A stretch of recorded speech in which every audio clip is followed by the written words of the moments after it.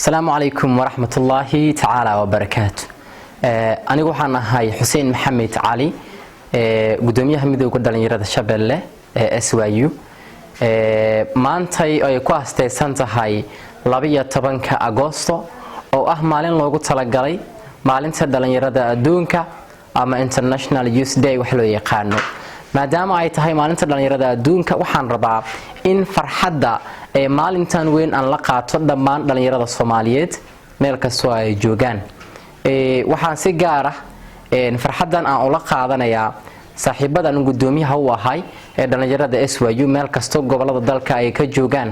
waxaan fariinteeda la wadaagayaa kuwa jooga gobolka Banaadir kuwa jooga gobolka Shabeellada Dhexe kuwa jooga gobolada Baay iyo Bakool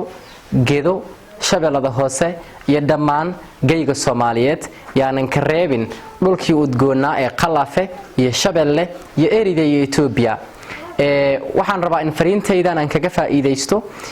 in maanta fariinta dhalinyarada aan u diraayo sidoo kale aan raacsiyo in dhalinyarada maanta cilmigoodii aqoontoodii kartidooda ay ka faa'iideystaan in dhalinyarada maanta aysan ku noqon wixii shalay dhalinyaradii hore ay ahaayeen oo ku saleysnaa arimaha qabaa'iliga ama qabiilka waxaan ka wadaa dhalinyaro iyo qabiil inaanu iskeeni karin marka dhalinyaro la yahay waxa wanaagsan in dhalinyaranimo loo wada socdo dhalinyaranimane la isku garabsiyo dhalinyaranimana horumarka dalka looga shaqeeyo waxaan ognahay dalkan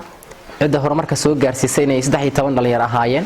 oo dhalinyaradii marka gobonimo doonka ahaayeen SYL sidaas la mid ah marka maanta waxa la rabaa ayadoo xuriyadii la haysto gumaysi aanu jirin in gumaysi qabiiladeed iyo gumaysi qabiileed iyo wax aan wanaagsanayn la sameeyo oo dhalinyaradii marka ay ku kala qaybsanaadaan waxaan jeclahay in dhalinyarada guud ahaan ay ahaadaan kuwa isku xiran waxaan jeclahay in dhalinyarada gabi ahaan ay ahaadaan kuwa ka shaqeynaya horumarka iyo horumarinta dalkooda iyo dadkooda sida awgeed marka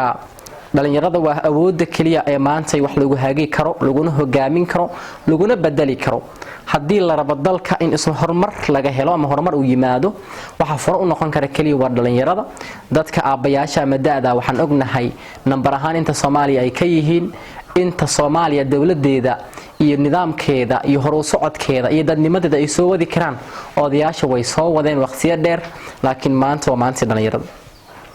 waxaan rabaa dhalinyarada inay noqdaan kuwa arimahan aad uga shaqeeyo ka faa'iideysanaya waxaan rabaa dhalinyarada inay noqdaan kuwa isku xiran oo isku duuban sida waqtiyada waxbarashada iyo waqtiyada isdhexgalka bulshada ee sportiga la sameeyo kale waxbarashada markii la joogo dhalinyarada waxay wax u barataa sida isku faculty yihiin isku kuliyad u yihiin isku takhasus u yihiin ay group ahaan isugu xiran yihiin waxaan rabaa markii maanta in wili dhalinyaradii ay sidaas ugu xirnaadaan horumarinta arimaha caafimaadka inta ka shaqeynayso dhalinyarada in caafimaadka sidii ayagoo isugu xirnay ka shaqeeyaan horumarinta bulshada kuwa ka shaqeynayo kuwa cilmiga bulshada soo bartay waqtiga ay baranayeen sidii u xirnaayeen isugu xirnaadaan